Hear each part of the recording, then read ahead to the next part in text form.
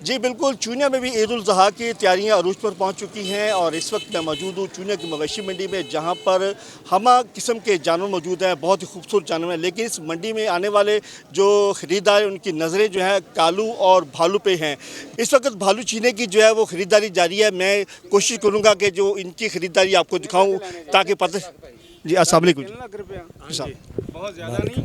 नहीं पहचाने ज़्यादा नहीं है। वालेकुम सलाम। अच्छा, ये जानवर आपका? जी सर आपका ये सौदा और आपका? सौदा हो रहा सर।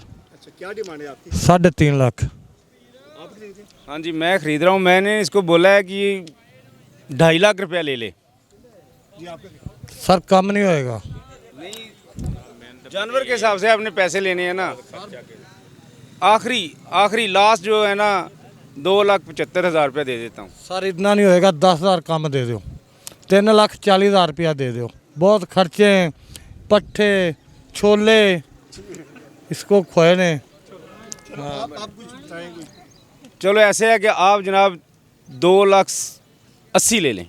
ओके करें सर, आप बोलना नहीं, ओके करें। बाबा जी ओके करें। ओके हो गया सारे ना, ये इसका हो गया सर।